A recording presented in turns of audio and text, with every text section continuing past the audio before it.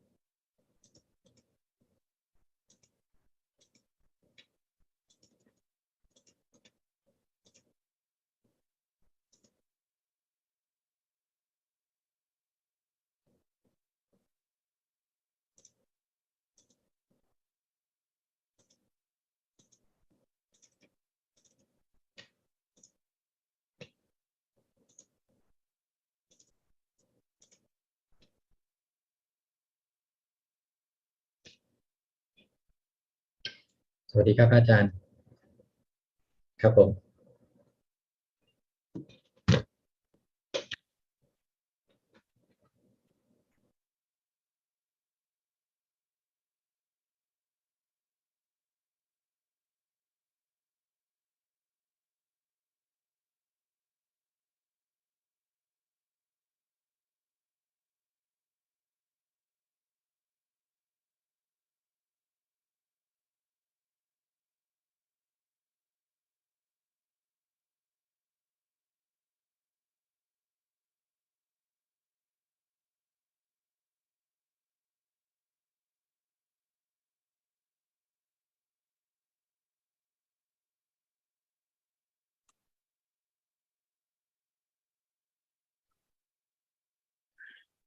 Greetings to everybody. Welcome to another meeting where we will discuss the Buddhist practices of charity, morality, and meditation. Everyone who is interested is welcome to join. I shall start with our first participant, which is Felicia Chan. Felicia from Malaysia. I don't have question for tonight. My meditation progress is good. Thank you, Prajan. You satisfied? Yeah, thank you. Okay, you're welcome. Kok Sing from Singapore.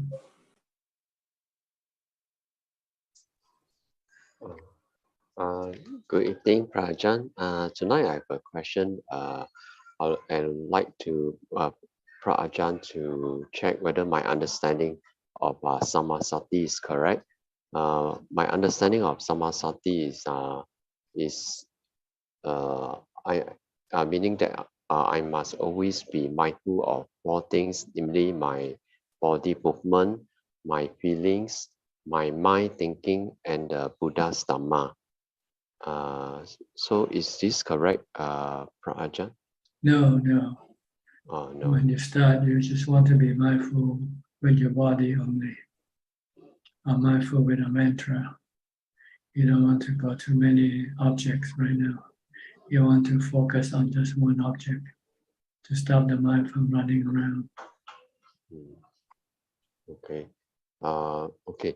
So, meaning I will always start with my body movement, meaning whether I'm standing, sitting, lying down, or walking posture, always be mindful of my body's movement. Only mindful and not thinking about other things. Okay. You must not think, you just have to focus on your body movement. Okay. And whenever I find that my mind, for example, let's say if I'm walking and my mind stray and think of other thing, then I will quickly catch it back by chanting Buddho Buddho so that the mind will not think of other things when I'm walking. Yes, you can do that. Whenever you do something and your mind start to think about some other thing, then you should use the mantra to bring your mind back to where you're supposed to be, where your body is. Okay. So the other three, namely the feelings, the mind thinking, and the Dhamma, this one I should, or rather I should not be so-called practicing on it first until the body movement is reach a certain stage of perfection. Until you can enter into jhana. The purpose of developing mindfulness is to enable you to enter into the fourth jhana. Once you have entered the fourth jhana and maintain it all the time, be able to enter anytime you want, then the next step is to study the nature of the body first. Then the nature of Vedana, feelings, then the nature of the mind. They all fall under the three characteristics of existence, meaning they change and they are not under your control. So the goal is to let go of all of them. As far as the Dhamma, you don't have to worry about. The Dhamma is for you to see whether you have this Dhamma or not. You have samadhi or not, you have mindfulness or not. You have wisdom or not. This is something you're developing.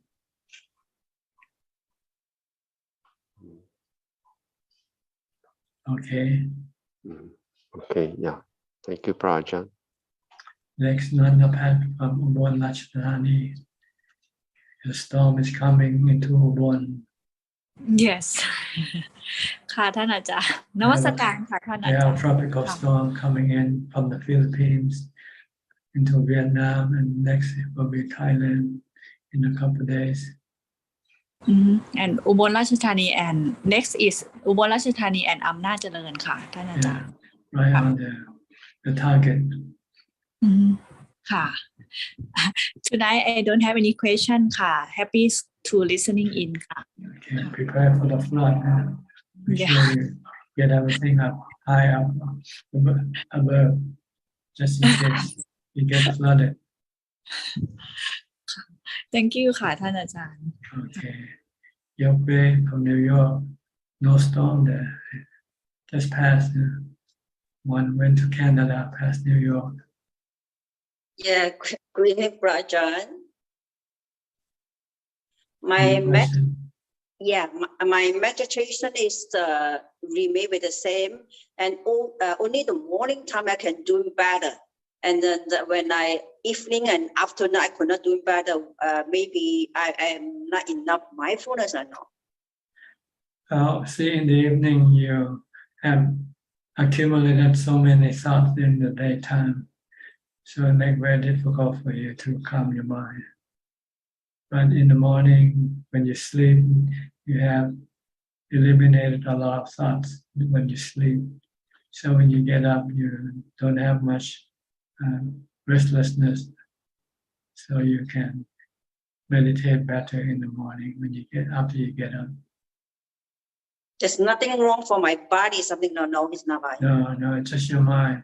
So during the day, you have to work, you have to think, you have to get involved with so many things, so many people.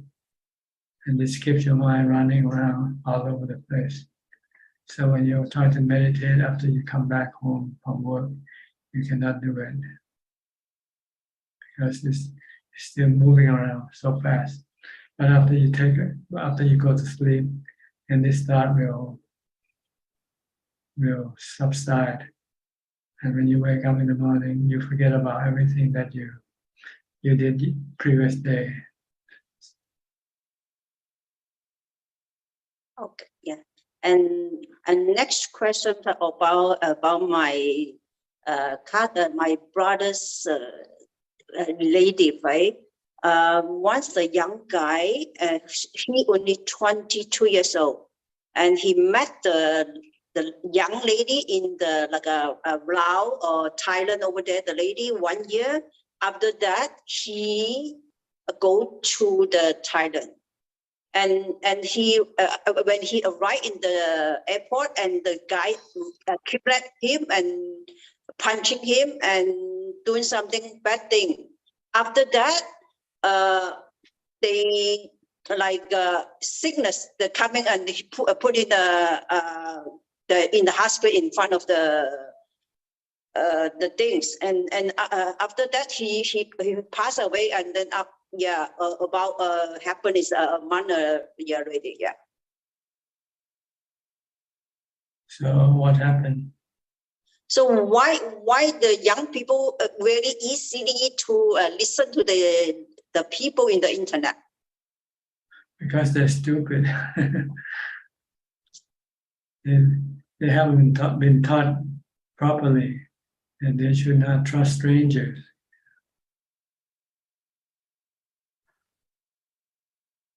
Okay, it's very bad thing for me, and here is I'm so upset that this thing is happening for my And then and next question is about my last 2 weeks. I asked the person, so how come or why he totally is like a dimension, and he could not remember herself, could not take care of herself, everything he could not.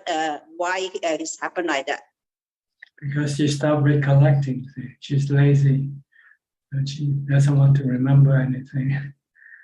So she forgot.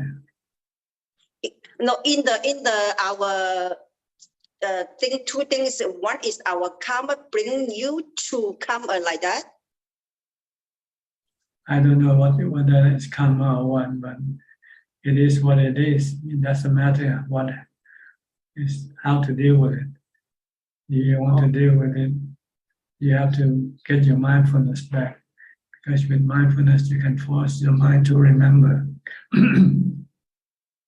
But the mind is too lazy. Maybe after it gets very old, the body gets old, and then the body can be a burden to the mind. So the mind just don't want to think, don't want to remember anything. But if you have mindfulness, you can force the mind to remember, to know what you are doing. Okay, thank you, Brother. Thank you. Okay, Professor Ken from Switzerland. Good afternoon, Ajaan. I would like to ask something regarding the knowing element. I know that if the mind can become very calm, then the knowing element becomes apparent. But my question is, if we're not at a stage where the mind is calm, can we discern in some way the knowing element as being there? Well, you can discern it by reflection, by way of. You cannot actually see the mind, the knower, the one who knows, the knowing element. But it's the one that makes us know everything. What we're talking about right now is the one who knows this thing that we're doing. You can only see the knower when you stop your thinking. It's your thinking that's blocking the knower. The knower is like somebody in the background watching everything that we do. So when we stop doing everything, then all that is left is just the knower. Like the computer screen, the monitor. When you turn off the computer, then all the pictures and sound disappear. Then all you have left is the screen, right?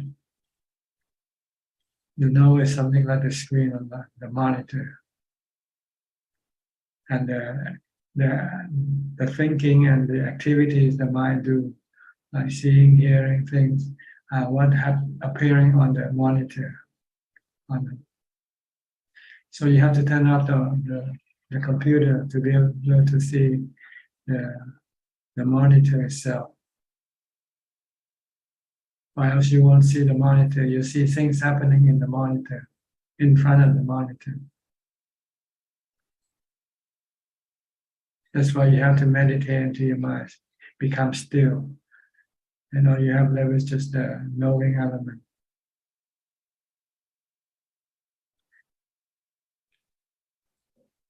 The thoughts and feelings are also part of the knowing element, but they are the active parts. They are the one that keeps doing things. And once you stop them, then all you have left is the knowing part of the mind itself, knowing part of the knowing element. The knowing element contains the four mental factors, such as mental functions, such as feelings, perceptions, thoughts, and consciousness. And this thing constantly keep moving, keep working all the time. We never have a chance to see the mind because this thing keep blocking the mind, keep blocking the knower, the knowing element. But when you stop this activity, this mental activities, then all you see left is just the knowing, the knower.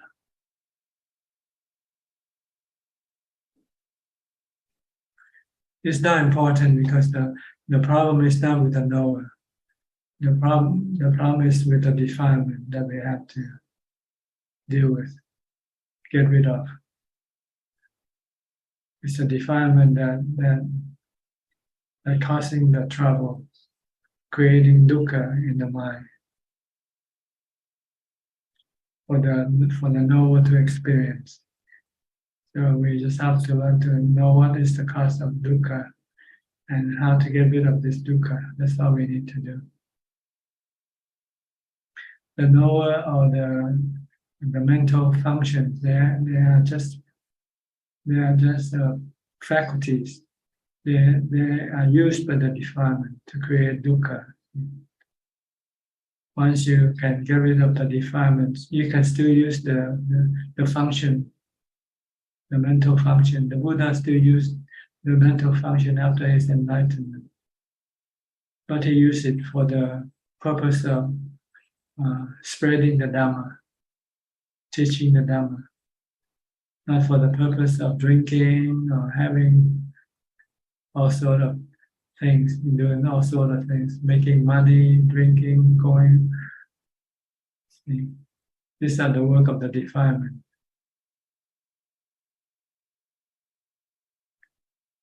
Understand? Clear enough? It's very clear. So our goal is to get rid of the defilement, switch our way of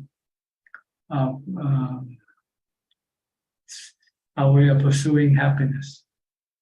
Instead of pursuing happiness through the sensual objects, we pursue our happiness through mindfulness and wisdom to make the mind calm. Once the mind calm, we have happiness, which is better than the happiness we get from sensual pleasures. That's why we have to meditate, develop mindfulness to get to this type of happiness. Then we can then let go of our old type of happiness. We can let go of our old pursuit of the sensual objects for happiness, because we find a better type of happiness.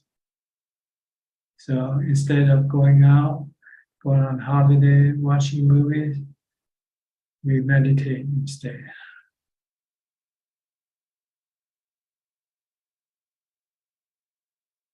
It's an easier way. Once you can get to do it, it's easy because it doesn't rely on so many things. You know. Sensual pleasure, we have to rely on a strong, healthy body, you know, and your faculties, your eyes, ears, nose, tongue, and body has to be working properly before you can use it to go after the sensual objects. And sensual objects sometimes are hard to come by. The ones you like, the ones you want, Usually you have to pay to get to them, right? So you have to spend time working to get the money first, before you can buy the sensual objects that of your liking. So there's a lot of hassle.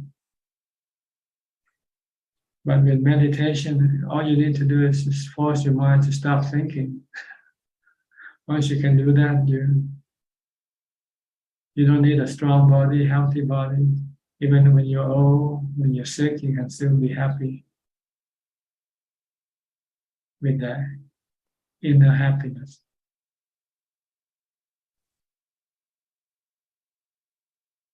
Okay. Thank you very much, Thanajan. That's very clear.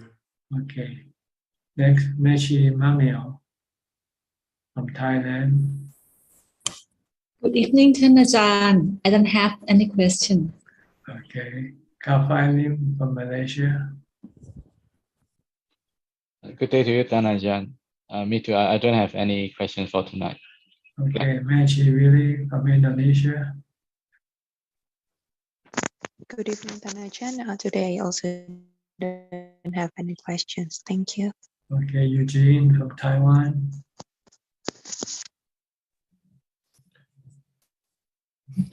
Pazan, good evening. I have 3 questions. The first one, last week you suggest us can read more sutra. Then I find a little bit to read. The first one is Attanatiya Sutra. In Attanatiya Sutra says, if human beings follow the Dharma and keep pure Shila, then Tawesuwan and his retinue will happy, protect this world peace and prosperity. My question is, how can we prove or how can we know the Tawesuwan 4 direction king and Deva, Naga, Garuda, Asura, Mahuraka is 6? Because last time another sutra, Kalama Sutra said, do not simply believe what you hear just because you have heard it for a long time. So even in Kuba Ajaan biography, we can also read about Deva, Naga, and so on. So how could we make sure they exist? Well, you have to meditate. When you meditate and you get psychic power, then you'll find out that they exist. You lack the tool to prove these things. So if you cannot prove, then you don't have to believe or disbelieve. You just leave it alone. That doesn't matter. What matters is how to get rid of your suffering, your dukkha. Okay. So if you cannot yet prove it, then just leave it alone. Okay. Do more meditation first. You need the tool to prove some of these things. You need to be psychic. Be able to see the what you call the spiritual beings. But if you cannot see them yet, then no worry. Just leave them alone. Doesn't matter. Your goal in Buddhism is to get rid of your dukkha. It's better to see your defilement. It's easier. Can you see your lopa, dosa? Can you see your greed? You don't see your greed? See. Okay. Can you see your anger? Yes. Yeah, get rid of it. When you see them come up, get rid of it. Especially when traffic time, anger is appear easily. Yeah, use butto. When you get angry, it's butto. Or metta. Okay, everybody can do whatever they want if it makes them happy. I'm gonna be Santa Claus. I'm gonna make everybody happy. I see. Thank you. Okay, do something that you can do, something that you can prove. Something that you cannot prove, then just leave it alone. Okay. And my second question is also I read in Sutra, the lunar month, 7th month, 50 equal to Ulambana. And in Mahayana tradition, they believe Ananda and his mother have some stories. So we prepare food to give hungry girls to help them. In Taiwan, we also have this ceremony. We prepare many fresh food and vegetable and fruits. So my question is, in the Vinaya, after this kind ceremony or some foods they offer to local deity already, can it offer to monk again? In Vinaya, mentioned about it? No, as far as things lay people give to monks, they can give anything they want to give. Oh, so it's okay to offer the fresh fruits, even offer local deity already? Yes, because they're not a local deity, it's just you believe. You just put that on the table. Yes. I think the local deity already comes and eat. You should weigh the fruit, whether it has lost the weight or not, before you put it on the table, and after you take it off the table, put it on the scale to see how much have been gone. Because in Taiwan, Hong Kong, they have two parts of monks. Some says we should get everything the supporter offered to let them have opportunity to have the chance to do the dana. But another part, monk and monastery, they say we are not hungry ghosts. You cannot use something food, even it's fresh, but offer the hungry ghosts. After that, you should not offer to monk. Or if you do that, we'll have bad karma.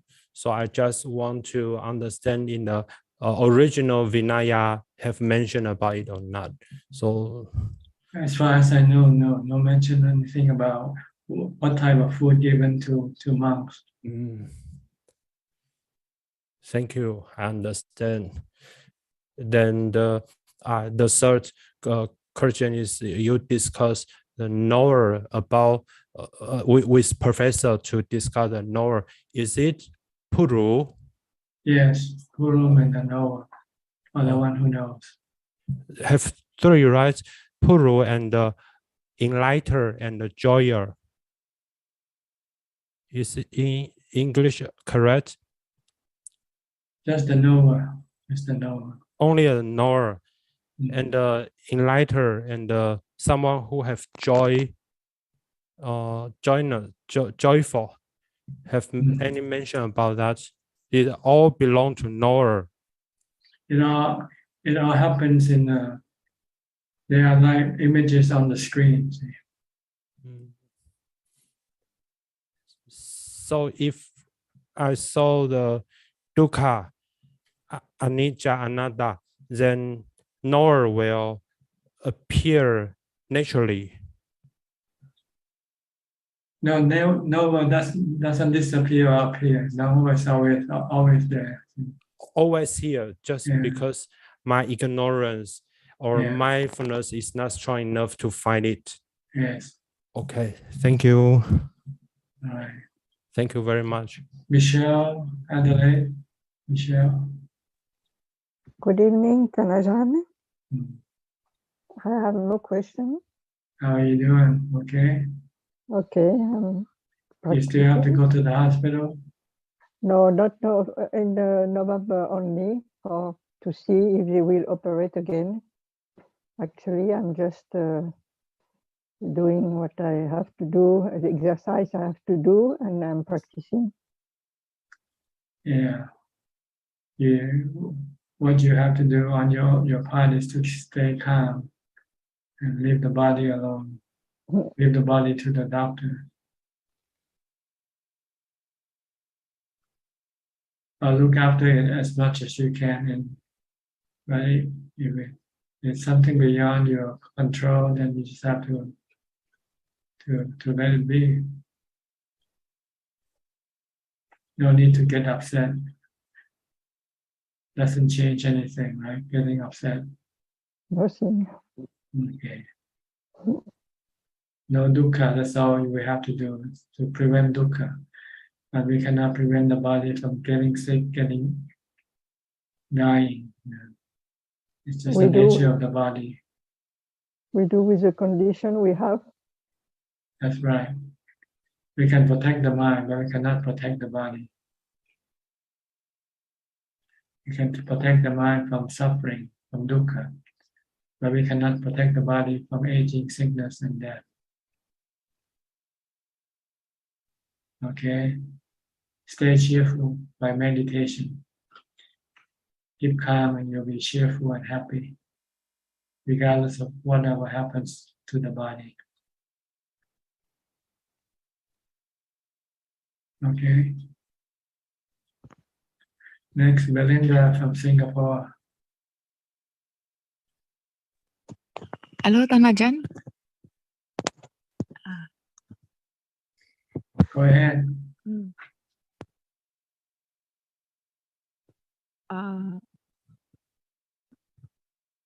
Sometime last year, December, I had a dream about my father. It was the last time up to now I saw him. He said when in the dream he left me some present. Put your hands separate because I cannot hear you. Okay. Yeah. Can you hear better now? Yeah.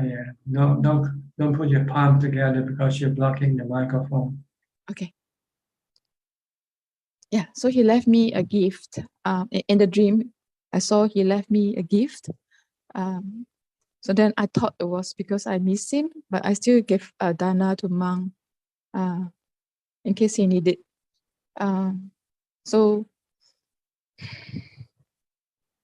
And then I realized he really left me some gift. I have inherited some will from him.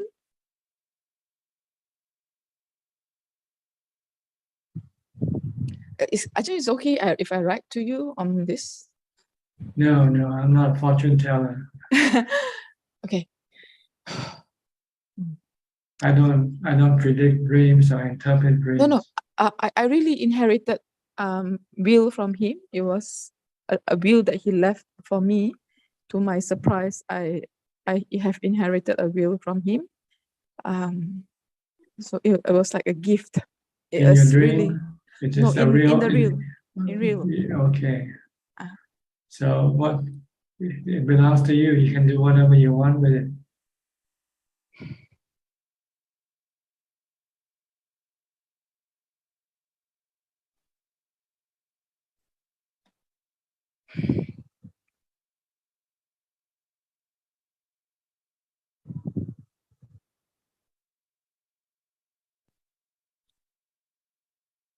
Okay.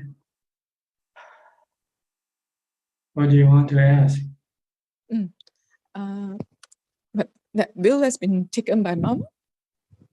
So in the process, because he told me before that there were some changes made. So I didn't want to find out about it because I just used to teach, like, you can be Santa Claus, you can be kind.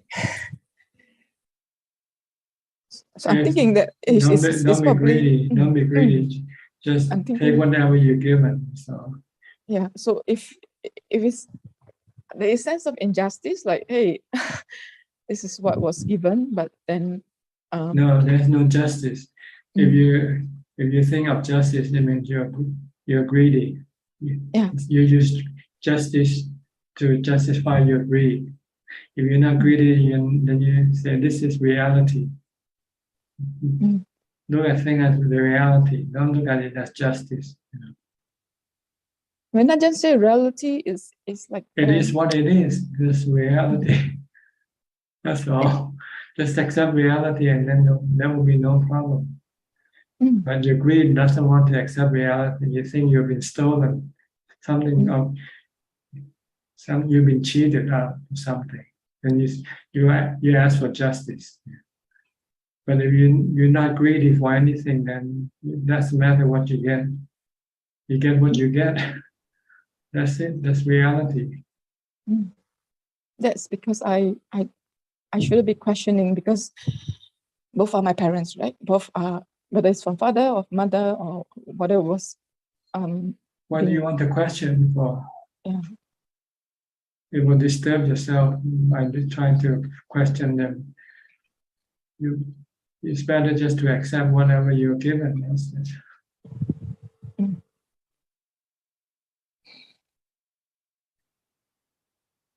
And what you're gonna do with what you get anyway? When you die, you cannot take it with you anyway. You live with someone else again.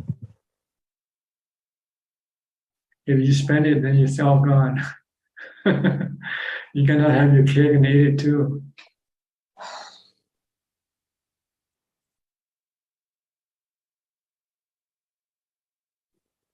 Okay, just be content with whatever you have. Be thankful for whatever you get. That's all. Then you'll be happy. Yeah. So I think. I think true. Whatever happened to us is based on previous life karma. Based on our defilement, really. That's what happened. Our defilement is the one that create the karma that we've been doing. If we have no defilement, then there will be no karma. Even like.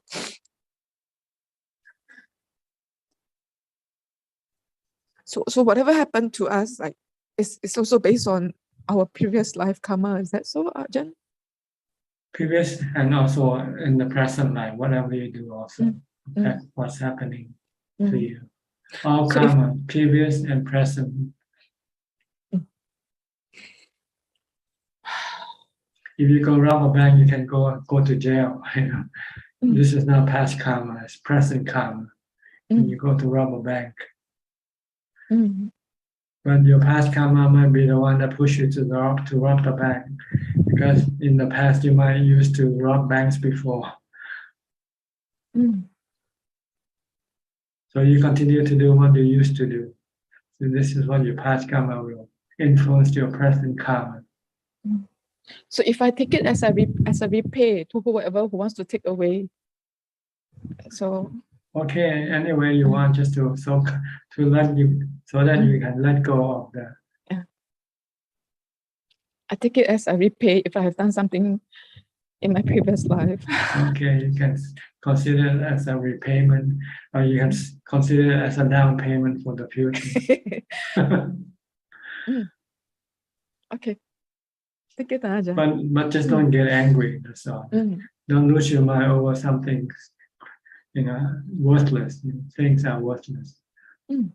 Your mind is much more precious than to waste your mind on these unworthy things. Money is not worthy of the mind. What the mind wants is peace, contentment. And you keep feeding the mind with trash, with money, with things, with possession, which doesn't make a mind any happier. This is due to our delusion. Also wanting to have kinship, like wanting to love from family. These are also defilement, right, Ajahn?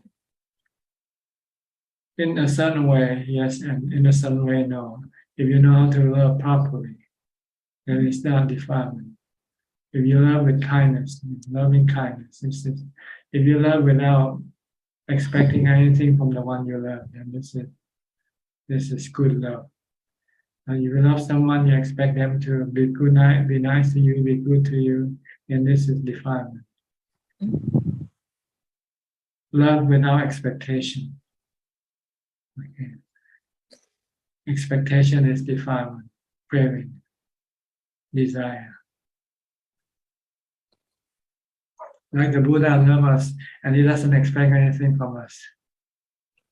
He loves us all. He wants us to be free from dukkha. Mm. But if we not do what he wants us to do, he's not sorry, or he's not sad or angry at us. Mm. So I have to, I feel like now I learn to love myself through mindfulness, not letting the mind react. Feeling of Yeah, just know what happened. Don't react to what happened. Just know, even if it is sad, or just know and watch. Good or bad, just it comes and goes. Mm. You cannot retain anything. Things that happen. Mm. All the things that happen in your life, can you retain anything in your mind at all? It's all gone. So why get upset over things that you cannot retain?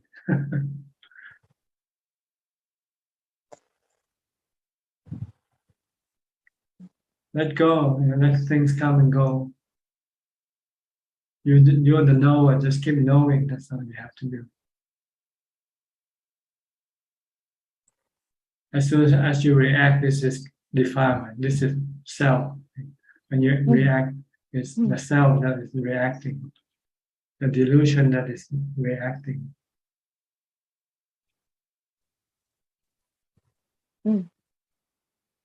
Okay. Thank you, Ajahn. Good. Sajalka from Silver Spring, Maryland. How is summer in America? Still hot? Yeah, it's still quite hot. Yeah, that's really true.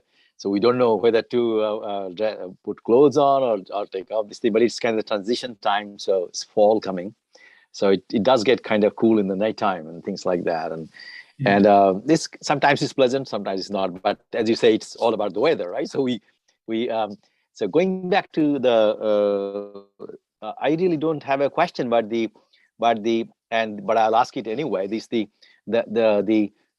Noble Eightfold Path and anger. Does the anger kind of predominantly violate the right view, or is there more to it?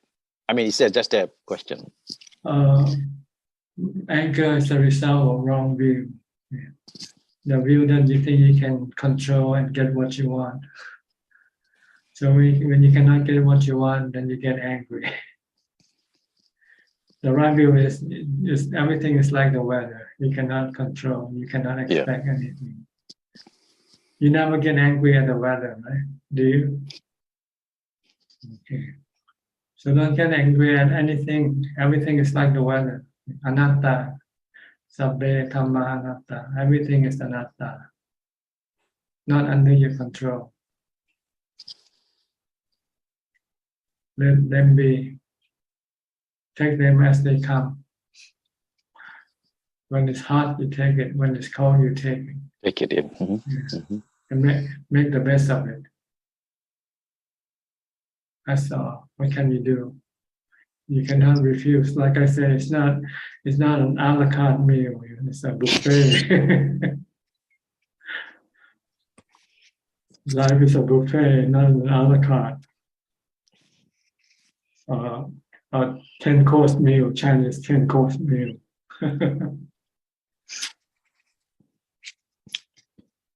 Okay. Thank you, Ajahn.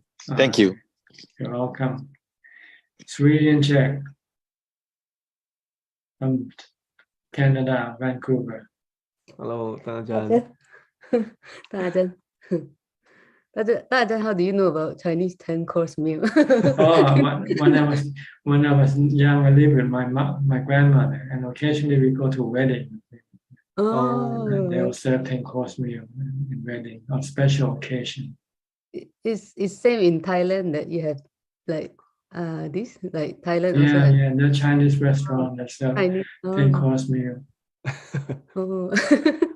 Or even in some rich people, when they want to give food to monks, sometimes they order the Chinese caterer to come into the temple and serve the 10-course meal to the monks.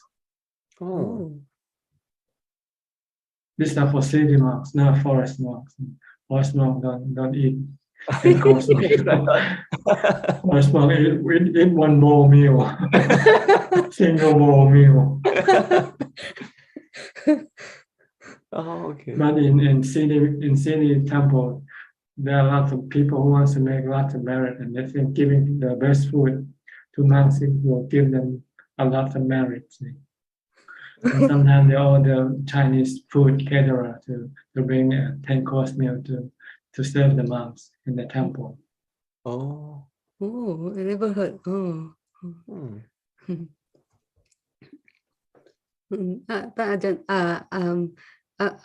Can you clear my doubt about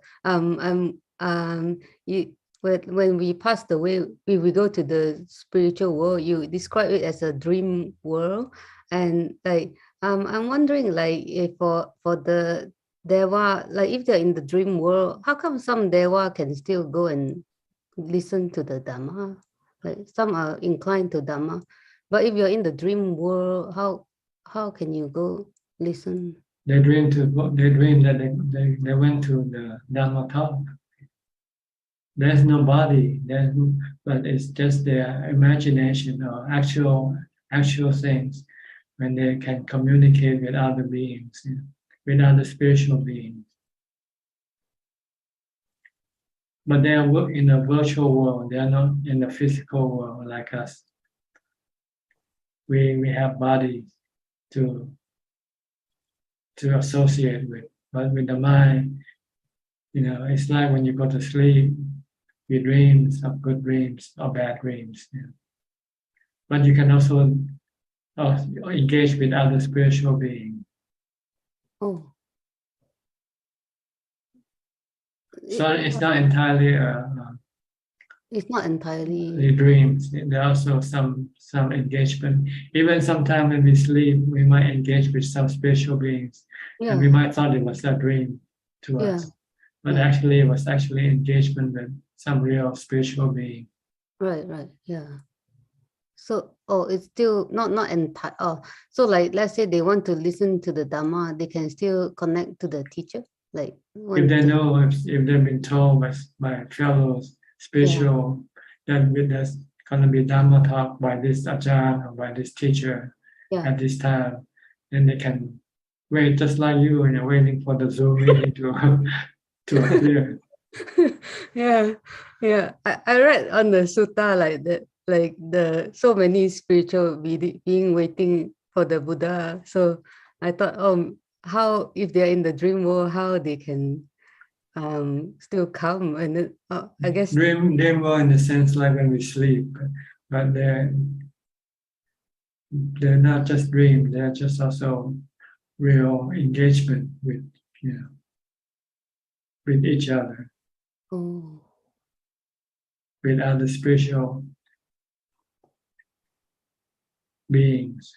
The Buddha, the Arahant, they're also spiritual beings with physical body. That's somewhat different. But when they connect with the spiritual beings, they actually move away from the physical body and move into the spiritual world. Yeah. So it's something not for you to lose your time thinking about it. It's not important. What's important is that how you're gonna get rid of your dukkha. It's more important. These are all what you call secondary knowledge. The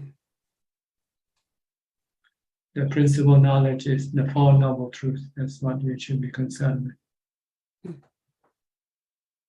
As far as the nature of the mind, the spiritual world, this is just something you have to experience yourself.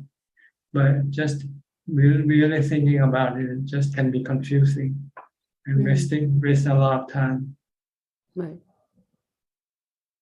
Meditate, get to the psychic world, get into Upajjhara Samadhi, then you can then connect with the spiritual being.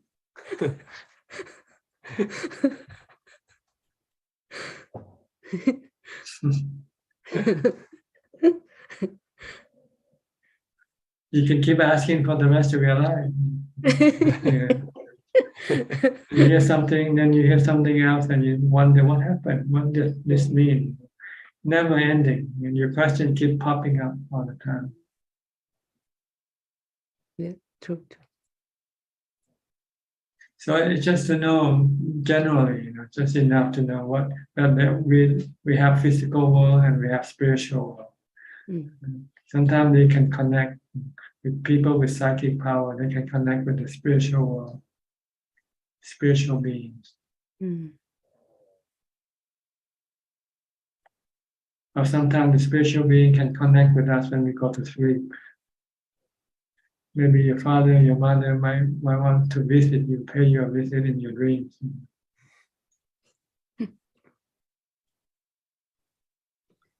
And you have this vivid dream of, oh, I was talking to my father, or my mother. And when you woke up, you say, oh, it was just a dream. Maybe it wasn't a dream, it was real.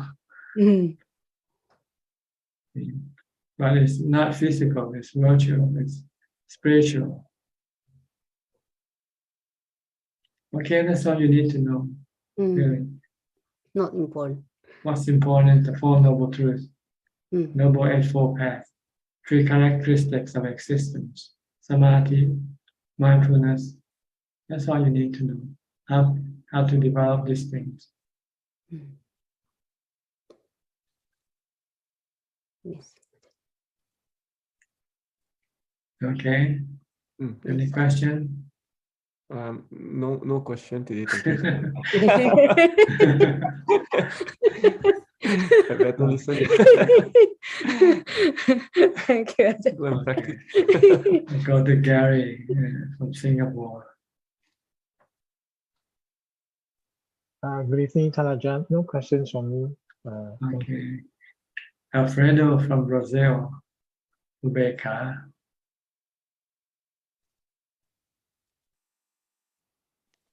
Hi, Bante. How are okay. you? It's okay. Okay. In peace, Bante. What kind of season are you now in? Spring or still winter? Beginning spring. Beginning spring now. Yes. So yesterday. The weather is warmer now than before. That's our. Now? Yeah, now it's warmer than a month ago. Oh, it's still cold. It's still cold. Oh yes, here in forest, more cold, more fresh. Okay. Yesterday raining. Today is raining. A little rain. Do you have snow where you are? Do you have snow sometimes? No, snow. Yeah, no snow. No. No snow in Sao Paulo. In Brazil not have snow, but no snow. No, in Brazil no. Just Only cold. Argentina. Just cold. Just cold. Very cold, very fresh. Cold only in Argentina, Chile. Chile. Brazil. Argentina, Chile. Yes. In Peru. Brazil, you have to go on the mountain to get to the snow, right? You have mountains in Brazil? Yes. And you go skiing on the mountain in Brazil? You have any skiing no ski resort? No. Brazil not have very cold. Not very cold. Not tropical country. I see. Okay. You have to go further south, Argentina, Chile. Yes. Peru, Bolivia. I see. Yes. Brazil is perfect, but only people's not so good. But the nature is perfect. You're not good, huh? You're not good. But the piece is best for for spiritual beings, Bante. The peace is better. The peace is better. Yes, in peace, not need to look for spiritual words. It's not necessary. Peace, peace is enough. Yes. You have peace. You have peace. Yes, peace is enough, Bante. Yeah, peace is happiness. Happiness is peace. Yes. Looks for spiritual beings is okay, is very interesting. But when you are in peace, in Forjana, you not have to get to spiritual beings. No, you don't need to. You don't have to. Yes, no. Peace is enough. Yeah. Yes. Into jhana, it's good enough. Yes.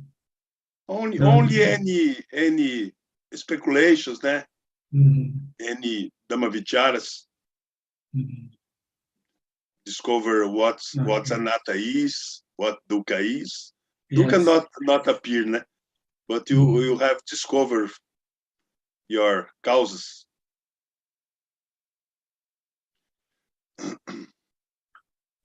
Okay.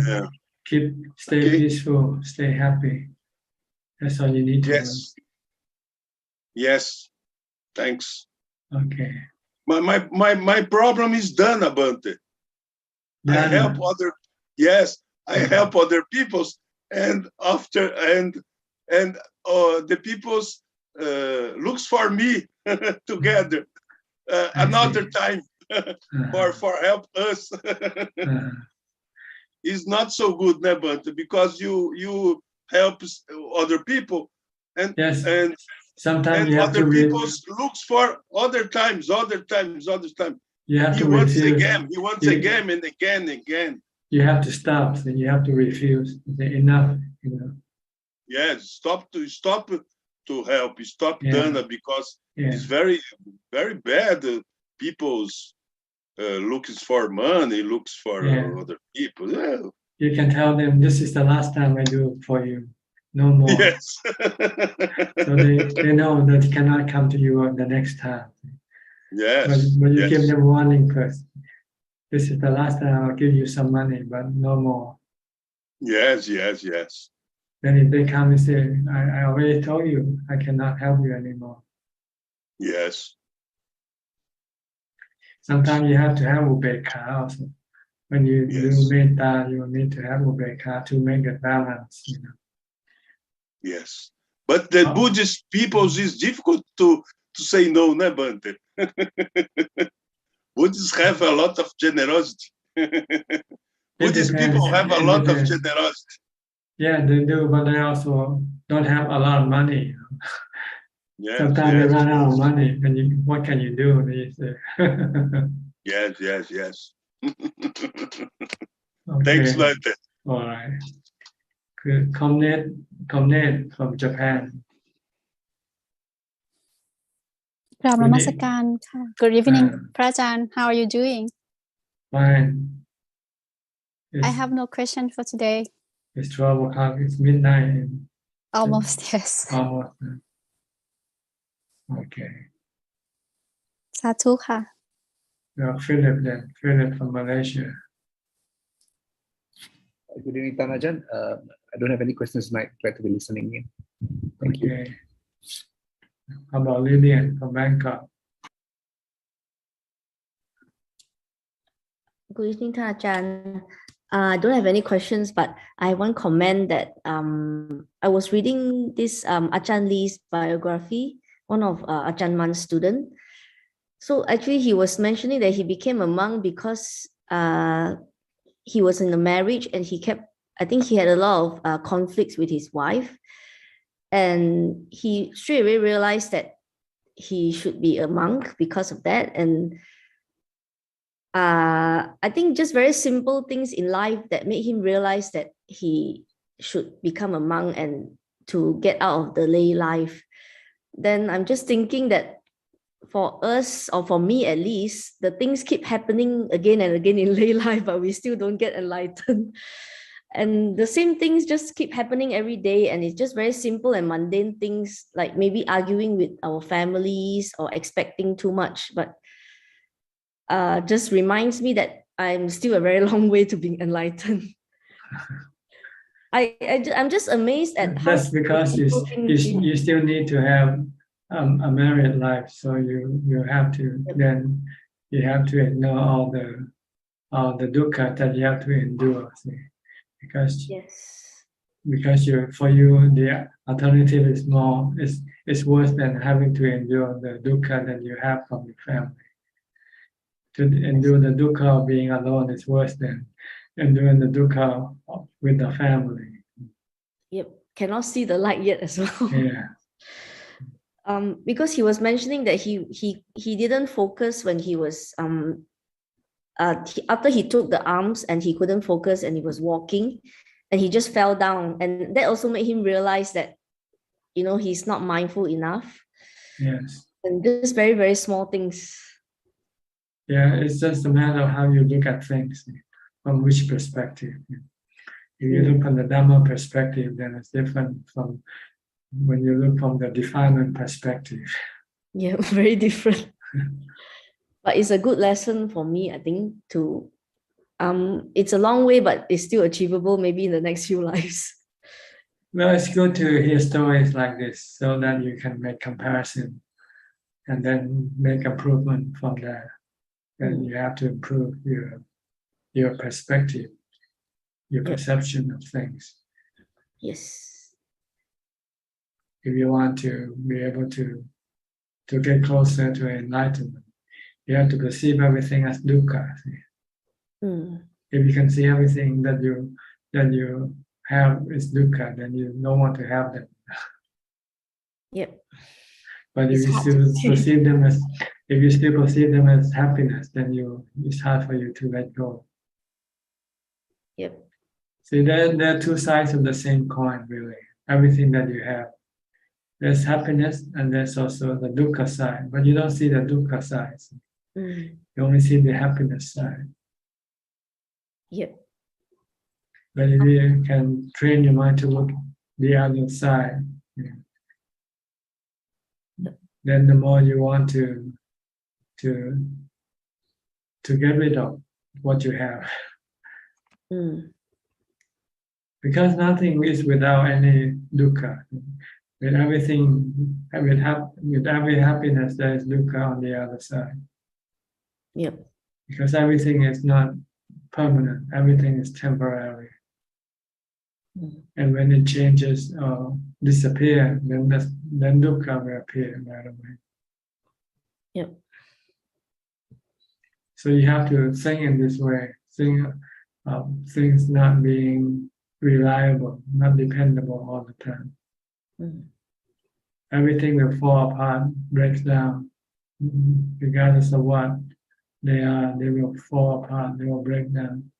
That's why you need repairmen, repair shop, to repair your car, repair your air conditioner, repair everything. Repair your mind in this case, our mind.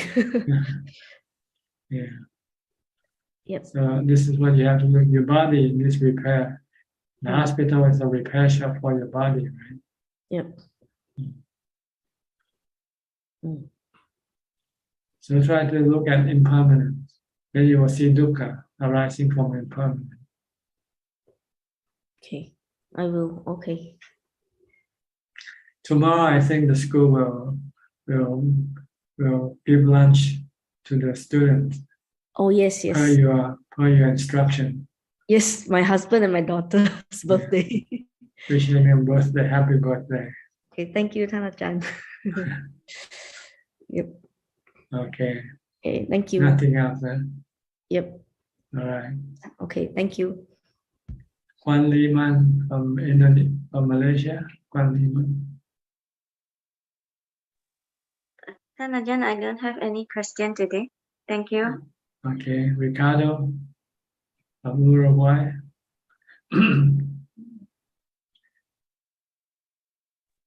You must Hello, be cold. Tanajan. You must be cold also right now. Spring. Spring now. Okay. Yes. If you let me, I will show you how the weather is like here. Okay, sure. Go ahead. Sunny, right? Sunny day, spring starting with a lot of greens. Okay. I don't see them though because of the reflection, because of the light. Sorry. Yeah, but it's okay. I can imagine. Okay. Maybe there or there. You get snow where you live? No, we snow don't here. get. No, we are similar to Brazil. But, Are you south of Brazil or are you east or west of Brazil? South of Brazil. Yes, between Argentina and Brazil. Okay, you got anything to say or ask? Yes, please. And that is two questions actually. And the first one would be the way we treat or we talk to our own mind. And at the beginning, when I started practicing meditation with Goenka was kind of tough, hard. And my mind wouldn't want to go back to meditation because it was saying, wah, wah, wah, wah. And I've learned with you and some other teachers that we can be kind, like treating a child with our mind, and our mind learns easily, I understand, to go to the wholesome or beneficial states and the practice. I would like to ask you what you think about this. Well, I think different teachers have different technique of teaching. So maybe he found that his method was good for him. So he used this method to teach other people. So you'll find that different teachers have different techniques in teaching. Some use a lot of kindness, some use a lot of strictness. Depends. Okay. Thank you. Because at least for us Westerns, when they tell us do something or sometimes our mind rejects and say, no, I won't do what you tell me. I will do what I want. And that's, I mean, it has to be taken like a little child. Let's go there. Let's go there. It's good for you. Da, da, da. And I think it works. It depends on the person's character. Some people like to be pushed. Some people like to be convinced. You know. So it depends. Okay. Thank you. The other question is nimitas. Sometimes I feel like frightened by the nimitas. Like sometimes they are very bright, very, very, very bright light. And it shocks me and scares me. And I know you told me like to watch, accept, but it has that kind of effect on me. I would like to know what you think about. That means your mind is weak, lacks equanimity. So when you start to react, then you should build up your equanimity by reciting a mantra or something, Buddho, Namo, Sangho, to bring more equanimity, more stability to your mind, to stop your mind from reacting to what you see. Okay? It's just that simple. Now you can use wisdom and tell you that this is just a movie you're watching. That's all. I cannot hurt you or do any harm to you. Yeah.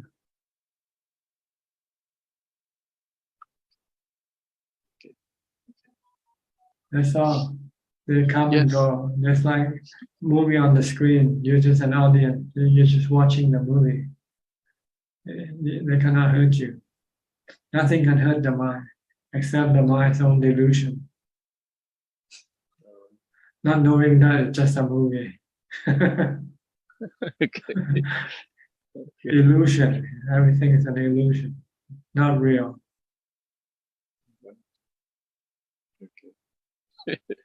We take for real.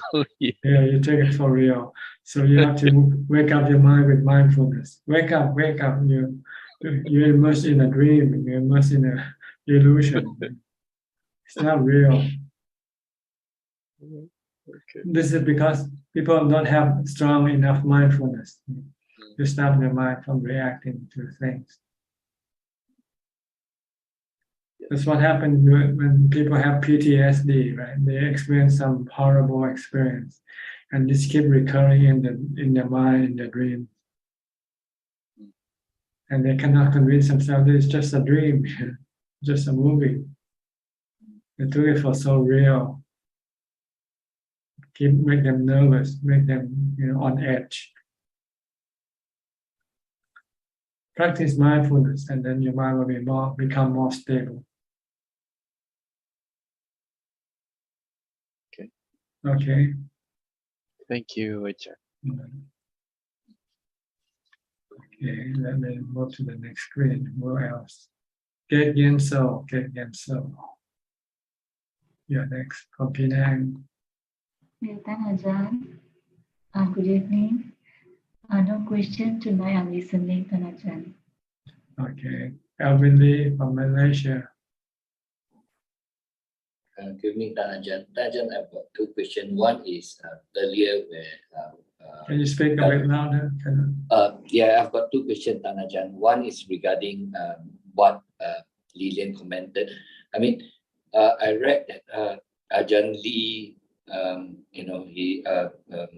one of his past life could be the great Emperor Asoka. I mean, could it be something that he has been cultivating for many lifetimes, for him to be able to just realize it at the spur of moment like this?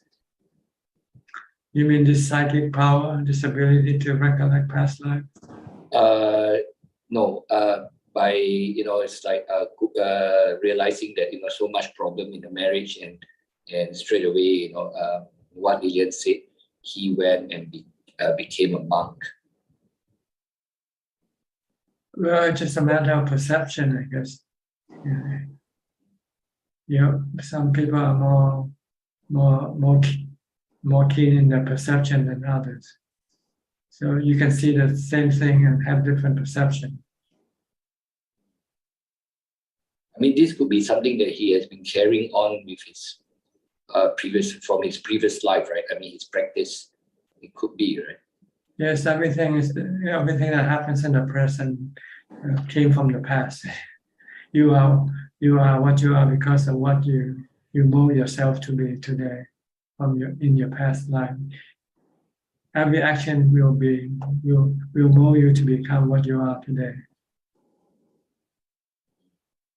So my point generally, I think it would be easier for a person like Ajahn Lee is because he has been practicing maybe many lifetimes, including something that I read that he was the great Emperor Asoka as well, compared to maybe like me, because maybe I just started practicing not long ago. So that's why I find it very hard to achieve jhana sometimes when I practice as well.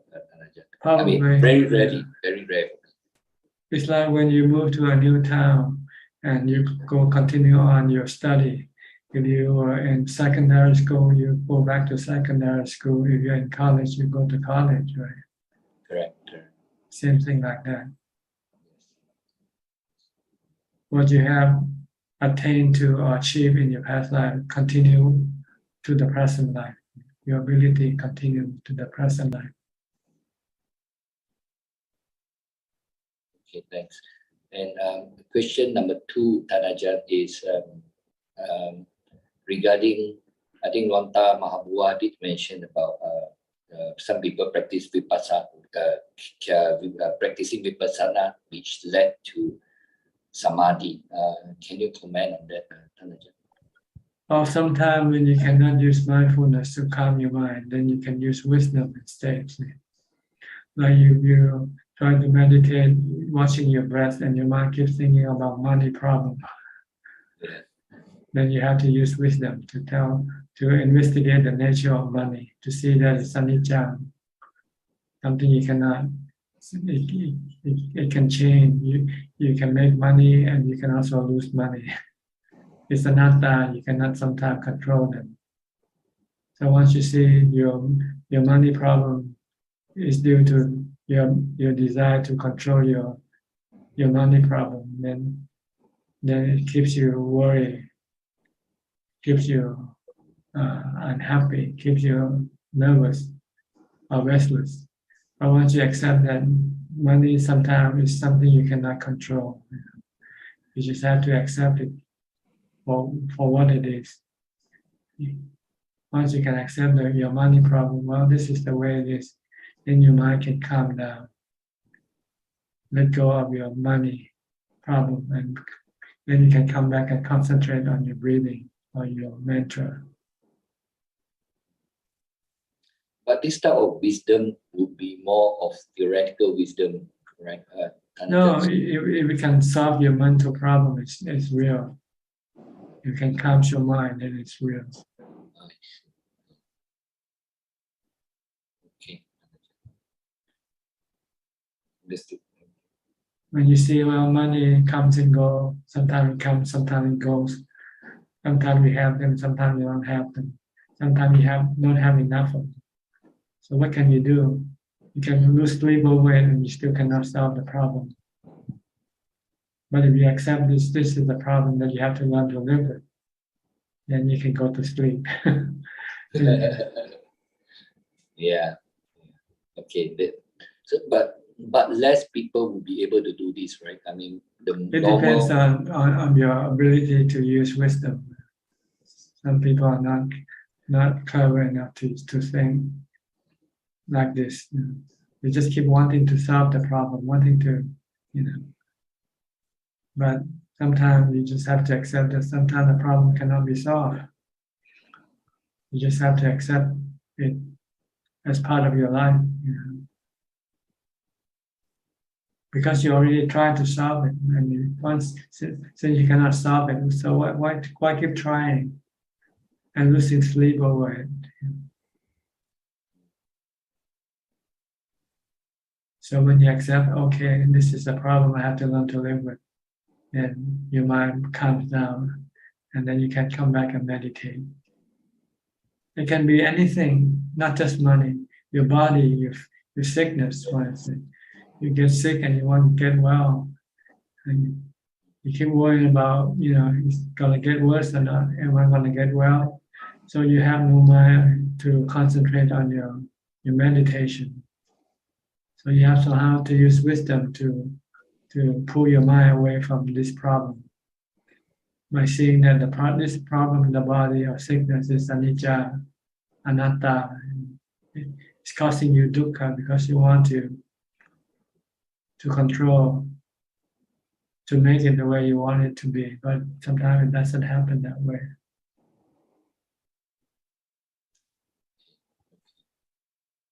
Understood.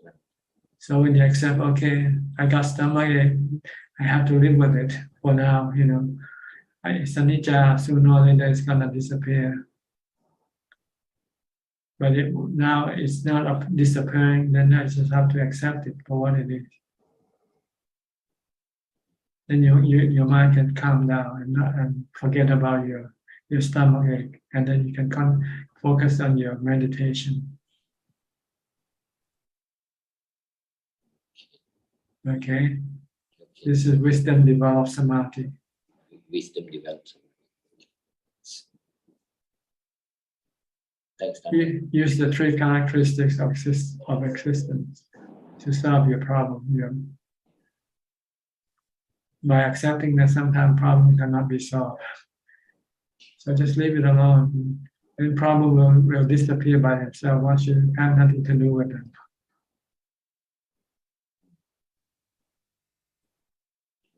Understood. Thank you. Thank you. Okay. Very clear. Thank you.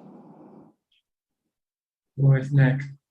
I think Ryan Wong. Ryan, where are you from? Good evening, Ajaan. I'm from Singapore. Any question? Yes. So I've asked another quite a famous Kruba Ajaan before, and it was basically regarding my job and things like that. So he actually told me that at this point of time, it will be more important for me to focus on making money, and maybe next time when I grow older, then I can do more practice or maybe do more Dharma work. And so some of my friends who approached this Kruba Ajaan, they got similar advice. So my question is, are there cases such as our case where, you know, sometimes it's not the right time to be focusing too much on practice or doing Dharma work, but instead just focus on our jobs and things like making money? Are there cases like that? Well, it depends on your ability, on how much you can do with meditation practices. If you can do more meditation practice than making money, maybe you should concentrate more on meditation practice. It depends on your ability. So is that to say that my ability is kind of weak? Like he saw that my ability is quite weak. So at this point of time, doing too much meditation might not be so beneficial overall. I'm not sure. Well, it doesn't matter what he said. What's more important is what you think of yourself. Okay. So you have to ask yourself, which is, what do you want? You know, if you want meditation, then go meditate. If you want to make money, go make money. No one can tell you this. You're the one who should know what you actually want. Thank you, Ajaan. Another question I have is, because my mom is not Buddhist, so recently her mom passed. So that's my grandma. She passed on. So because my mom is not Buddhist, and she misses her mom a lot, she thinks about her. So would it be appropriate to bring her to one of these Kruba Ajaans and, you know, let her ask the question of where is her mother, or where is my grandma? Is that something suitable, so that maybe she might gain some faith? No, I think the problem is not where your grandmother is. The problem is to her restlessness.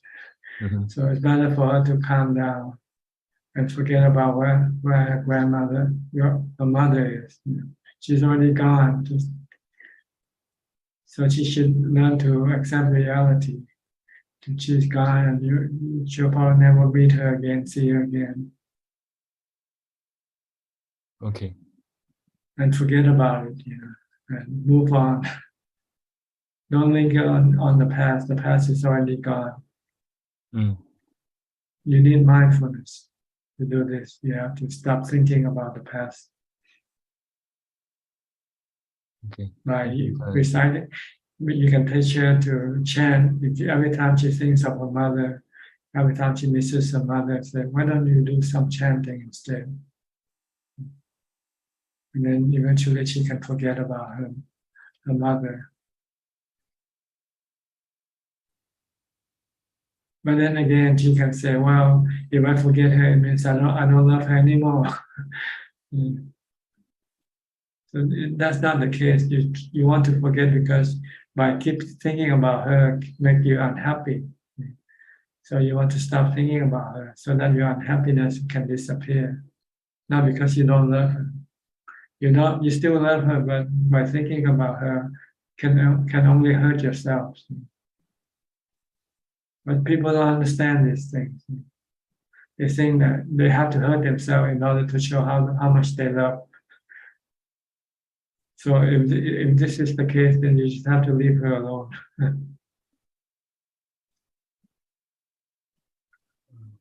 Okay. Yes, Ajahn, I think I have a question came up regarding the earlier question. So the question is, how do we gain more patience? Because sometimes I feel like my conditions right now, very busy. Last time I was asking about doing work at the temple, so busy there as well. So how do I develop patience when it comes to gaining results in the practice? Well, thinking of planting a tree, you don't get a result right away, right? Every time you get impatient, think of the work that you do is like planting a tree. It takes time for the tree to grow and bear fruit. Can you think like that? I'll contemplate on that, Ajahn. Yeah, it doesn't happen overnight. Sometimes things don't happen overnight. So just do your part, do the cultivation, whatever you have to do, do it, but don't expect any result. Well, as to when it should happen, it will happen in due course. When it's right for it to happen, it will happen. When it's not yet right for it to happen, then you just have to wait. But you do your part. You plant the tree. You keep watering the plant, and one day it will grow up and bear fruit for you. That's all you can do. You cannot force the result to appear. You can force the result by your cultivation of the cause. That's all you can do. Is just keep doing the work that you need to do. But as far as the result is concerned, you just have to wait for it to happen. Sometimes it happens quickly, and sometimes it doesn't happen quickly. Then you can have patience. You still feel restless, then just keep recite Bhutto, Bhutto, Bhutto. Every time you wait for the result and it's not happening yet, just keep recite Bhutto, Bhutto, Bhutto.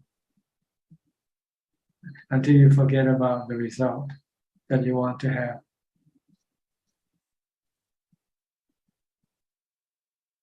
Okay? Yes, thank you, Ajahn.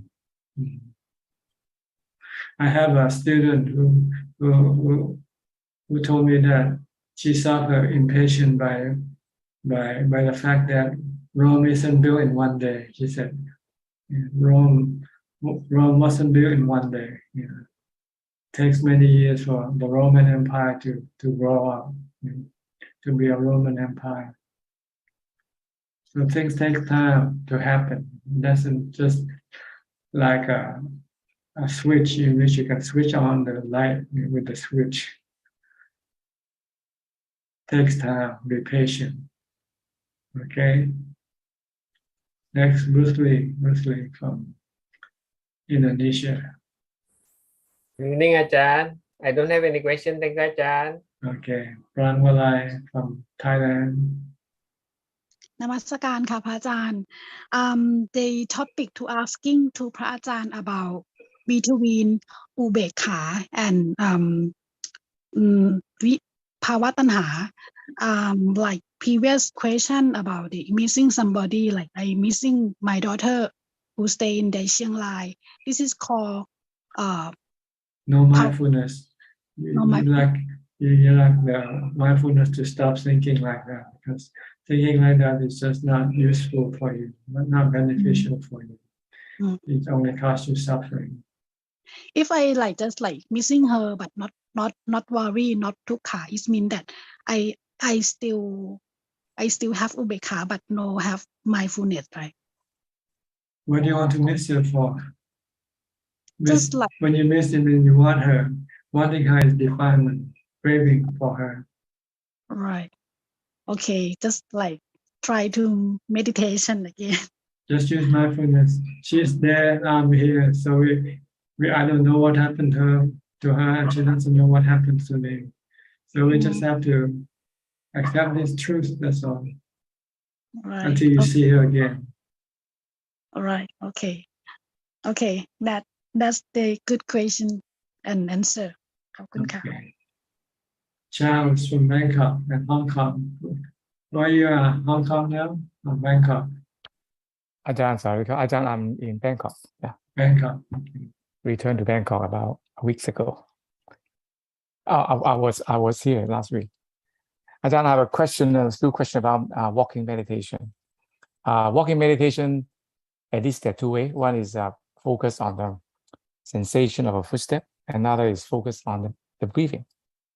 Ajaan, in what circumstances we use breathing? I think breathing is difficult when you walk. Don't use breathing. You use a mantra, or you can just watch your steps. That's all. Just keep watching your step. Not the sensation itself, just the step. Left, right, left, right, left, right. When you step on your left foot, you say left. When you step on your right foot, you say right. Yeah. Left, right, left, right. Should we feel that? No need to feel. No need to feel anything. Just to be aware of what you're doing. That's the movement. Okay. Okay. And some say that when we practice samatha and focus on breathing will be beneficial. When we practice in vipassana and focus on the movement of the leg is more beneficial. Is that any difference? No? No difference. See, okay. Sometimes you sit for a while and you can no longer sit, so you change your posture. That's all. You change from sitting to walking meditation. But the meditation process continue on. The mindfulness continue on, right? And you might have to shift your object of meditation from your breath, because when you move, when you walk, it's very difficult to watch your breath. It's easier to watch your step. So do something easy. Don't do something difficult. Yeah, breathing is a little bit difficult, but not that difficult. But a bit difficult than. But if you can watch your breath, okay, nobody's to stop you either. Okay. The goal is to keep focus on something to prevent your mind from thinking about other things. Okay. Okay. Then another question. One time I see people, like 20 people in a big room. When they meditate, it's just on the left hand side, go to right hand side, go to left hand side, like that, right? So I would suggest to them that why don't they walk in a circle, and then there will be no distraction to each other, and then everybody follow each other just in one direction. And they say this is not the way to practice, because the Thai, the so-called Chomgom, is always go there and return. But in a room with 20 people, we just like in the market, you walk here, I walk there. So Ajaan, can it walk in a circle, or they must be walking back and forth? Any reason? They got the word Chomgom. Yeah. They thought grom in circle, see. But in fact it's a misspelling. Instead of spelling with the Thai L, it's spelled with the Thai R. It's Chomgom, which means walking meditation. Not walking around, not Chomgom. Yeah. So people misinterpret the word, and they say, oh, when doing meditation I have to walk in a circle first.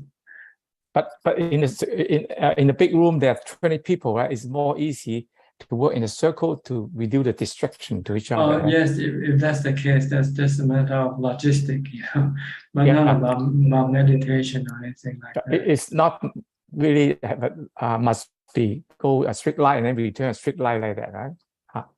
Well, ideally, when you meditate alone, when you walk doing meditation alone, then you usually walk on a straight path. You make a path and you can walk back and forth. Okay. But when a lot of people maybe there, should think about flexibility. This is for beginner, for beginners, So,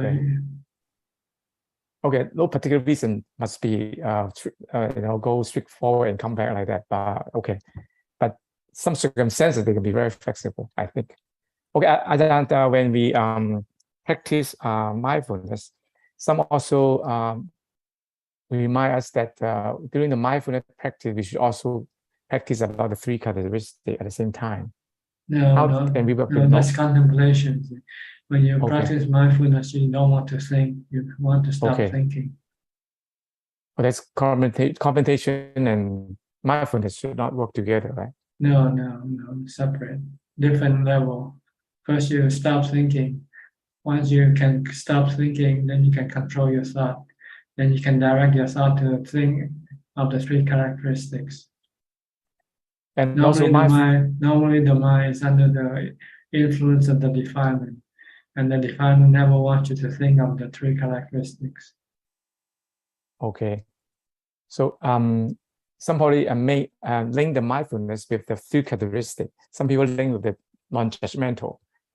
So how do they work together, non-judgmental, so-called? I think this is because people don't know what they're talking about. So they're creating a lot of confusion in the meditation circle. You know? People just don't know what's right or what's wrong, what's the correct way, what's the wrong way. Okay, non-judgmental is not really Buddhism. Too many cooks spoil the soup, you know. People, some confusion. They start studying meditation and they start to become a guru already. They want to become a guru, teaching other people how to meditate. All right. Yes. Okay.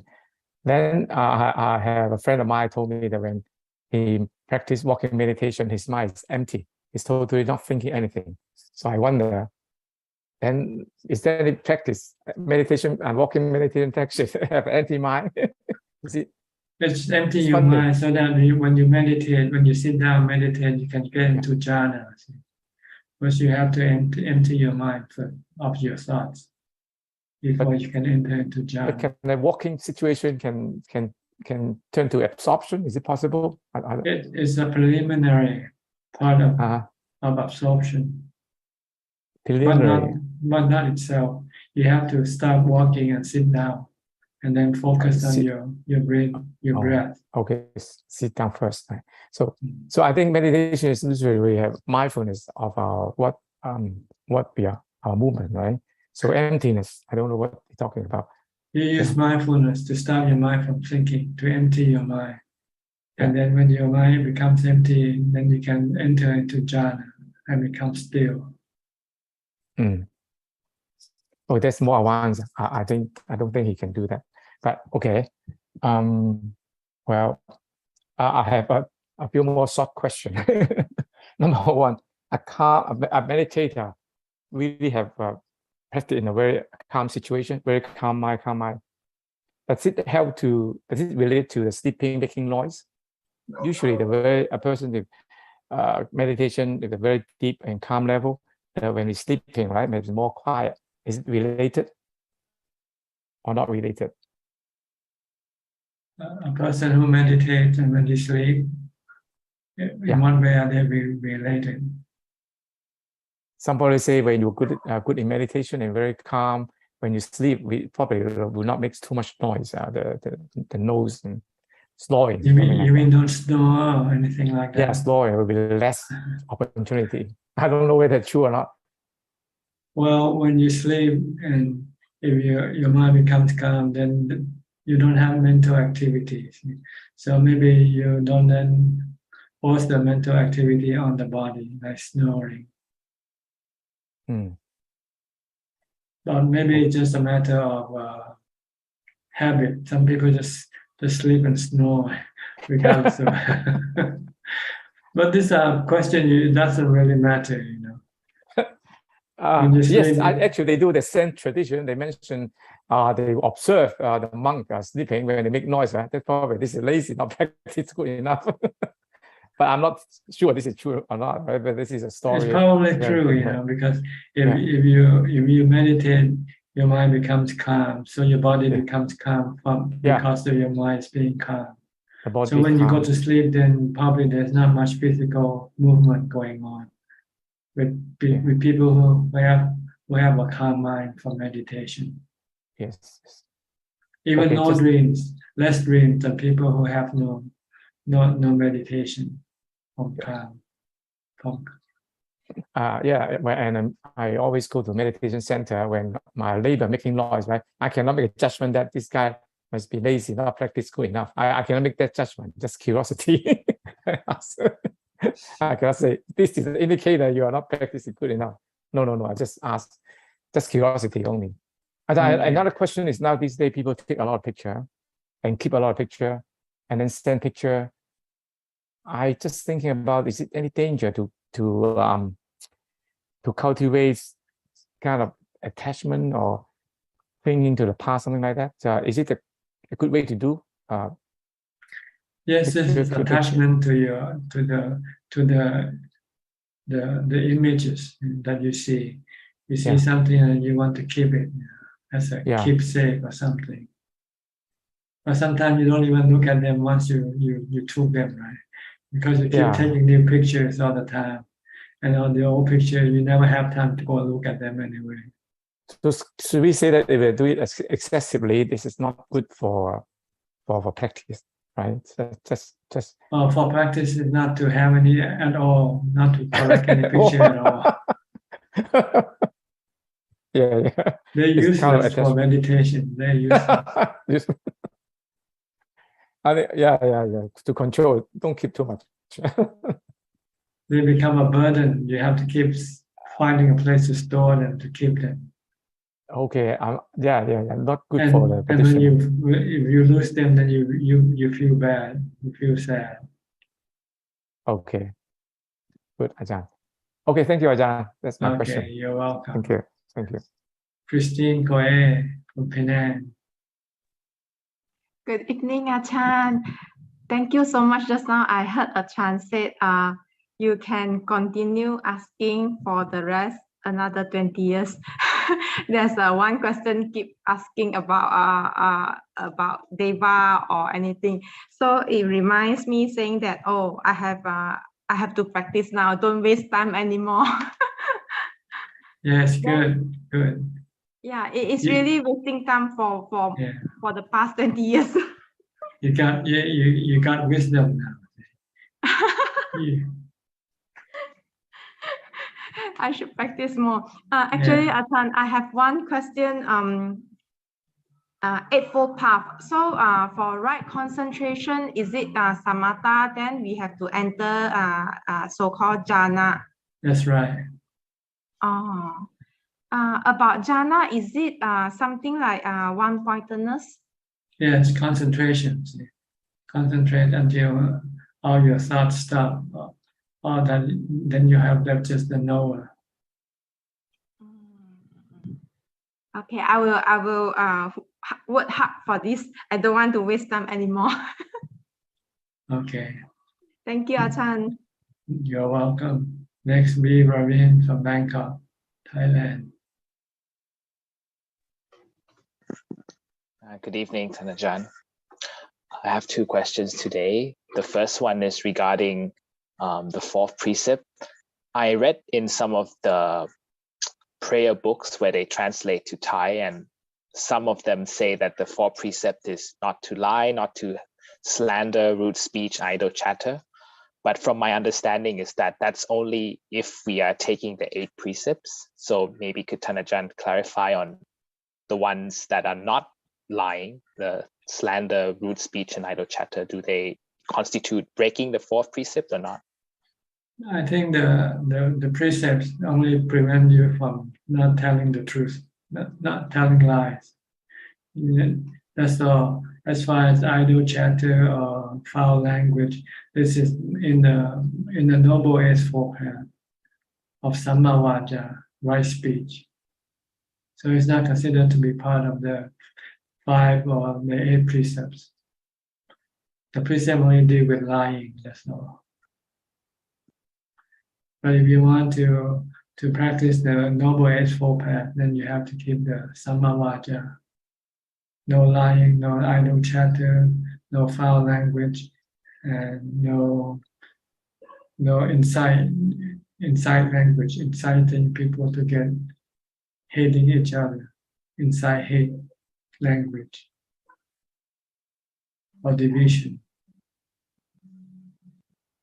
This are contained in the Noble Eightfold Path of right speech. But as far as the precept is concerned, it's only dealing with the lying. Oh, all right. I misunderstood and I thought they were part of the 8 precepts. No, they're in the Noble Eightfold Path of right speech. These are more for monks. Monk has to be noble, so they have to the speech has to be noble. You don't do a noble chatter. idle chatter for if you're noble. You don't speak foul language if you're noble. No. Okay, because people look up to you. See, when you're a monk, people look up to you. So the way you speak has to be noble, high above what normal people do or say. Yes, indeed. I was just thinking, if someone was to say something to kind of cause people to misunderstood or cause people to become upset, I thought it would be a bad thing to do. But now it's just not right speech. It's just bad speech that should be avoided. Well, if you hurt other people by speech, it means you're cruel. You have no metta. You have no loving kindness. You don't hurt people by speech or action.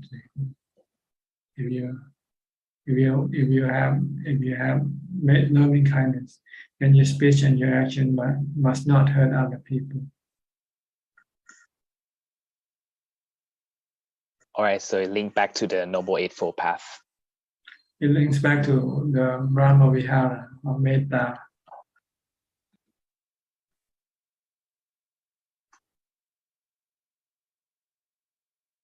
All right, understood, Ajaan.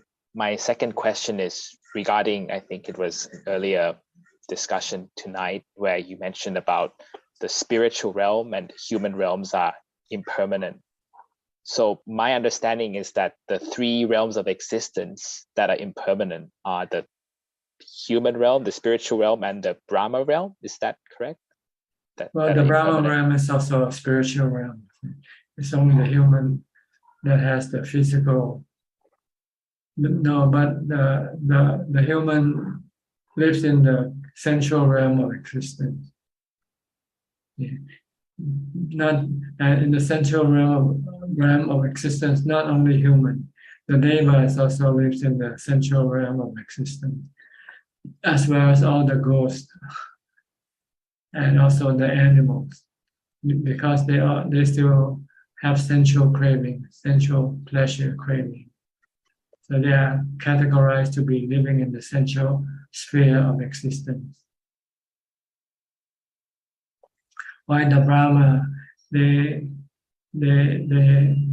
exist, they live with jhana. They don't use sensual objects to make them happy. They use jhana to make them happy. So they are in the rupa world and arupa world. Rupa world means those who use rupa jhana to keep them happy. And arupa world is for those who use the arupa jhana to keep them happy. But they still temporarily existence, because when the cause that send them to be in those sphere weakens, then they will come back down and reborn as human again. Because the defilement of sexual desire, sensual desire still linger in the mind, doesn't disappear by the power of mindfulness, of concentration. Only those who have wisdom can then escape from these three realms of existence, because they destroy the fetters of the sensual desire.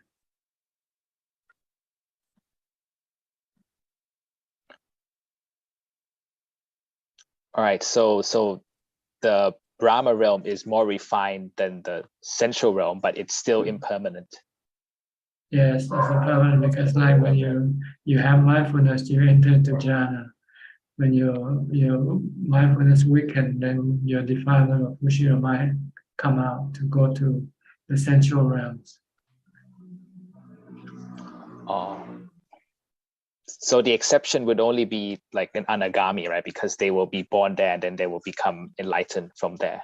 Yeah, and anagami had got rid of all the sensual desire, so it will not return down to the sensual sphere of existence. But it's still attached to the rupa jhana and arupa jhana. So it has to use wisdom to to see that the jhana are also dukkha because of the impermanent and anatta nature. So when you see the three characteristics in the rupa jhana and arupa jhana, then you give up your attachment to them. Then you exist without having any cravings. No craving for sensual pleasure, no craving for rupa jhana, no craving for arupa jhana. When you don't have any more craving left, then you have nibbana instead.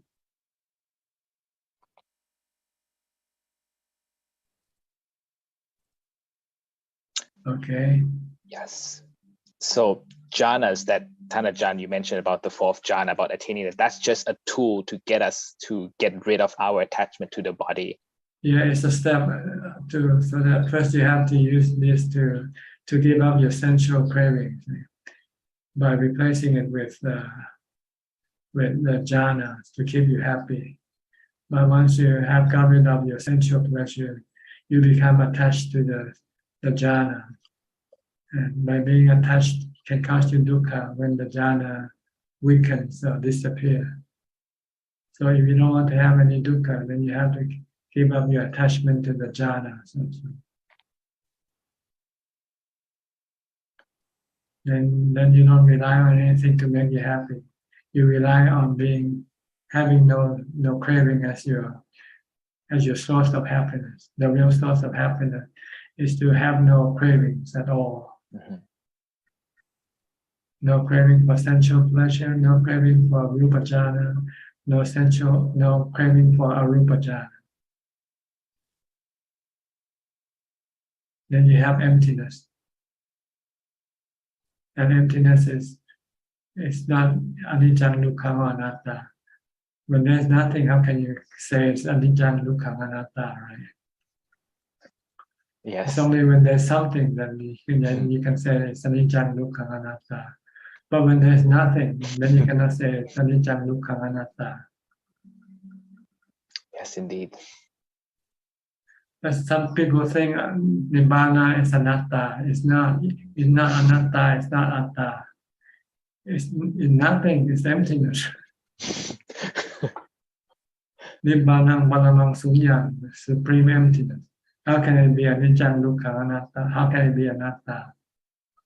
When there's nothing, you cannot describe nothing as anicca dukkha anatta. You can only describe something as being anicca dukkha anatta.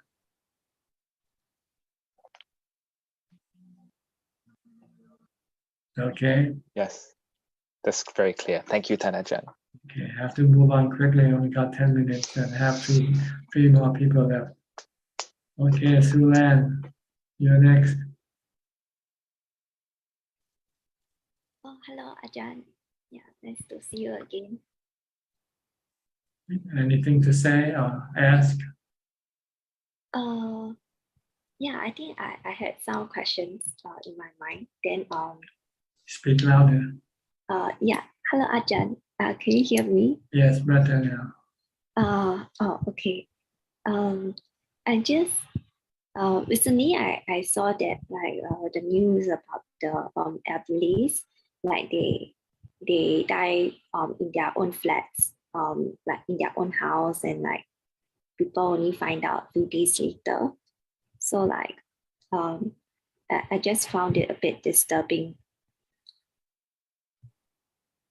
That's because your mind doesn't like death. So you find it that disturbing. Okay. So you have to stop your aversion for death by meditating, by using mantra to calm your mind, to have upekkha. When you have upekkha, then you will have no love or aversion or anything. Okay. You can accept things as they are. Okay. Okay. Yeah, this is helpful. Thank you. Yeah. That's why you have to practice mindfulness, practice meditation. Then your mind will become strong. When you experience something that you don't like, you will have no aversion for it. Yeah. So like sometimes I feel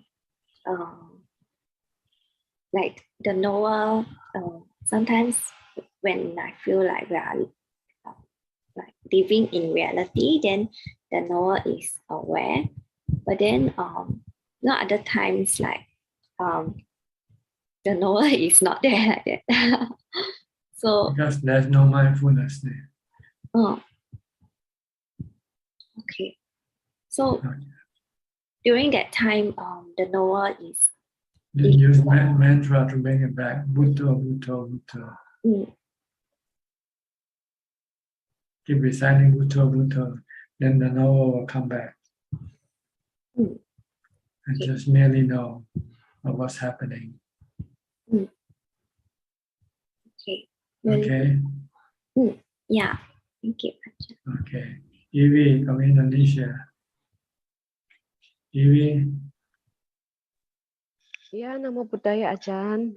Louder. Speak louder. Yeah, can Ajahn hear me? Better. Yeah.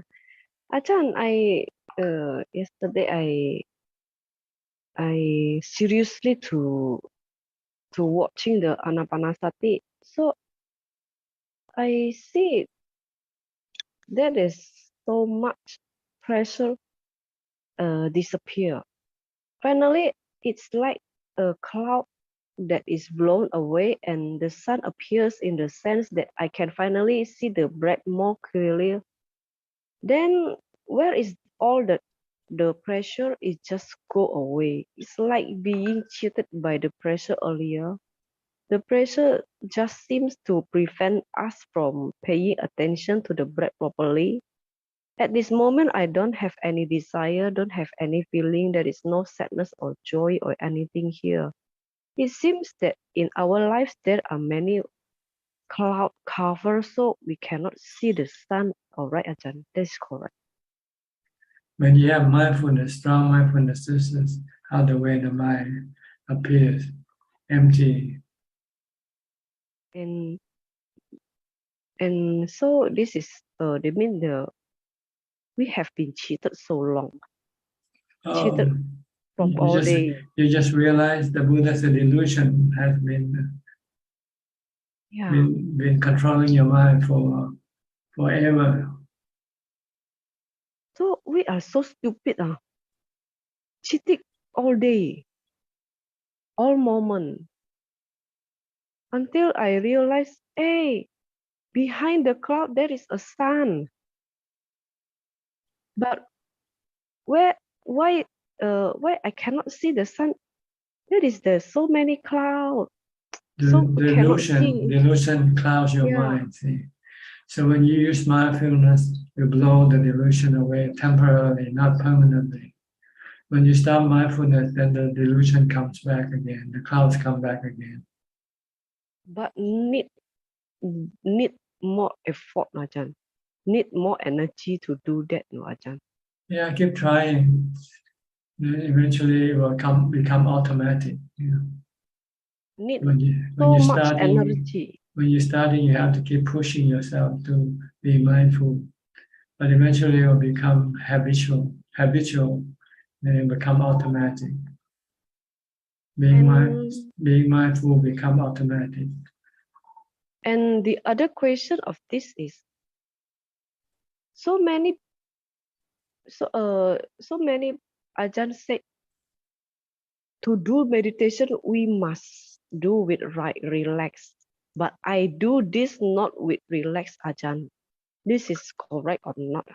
This is You're not relaxed because your defilement is resisting your practice. If you have lots of mindfulness, then you can overcome this sense of struggle or tense.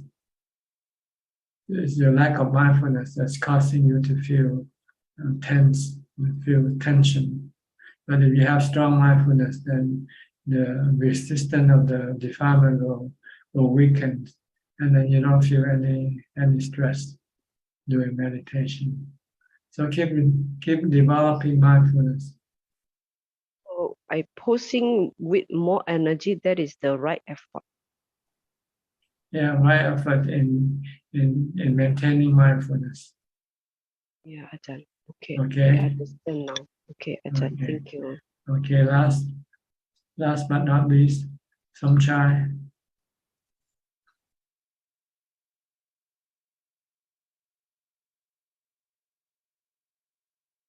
Turn on your microphone.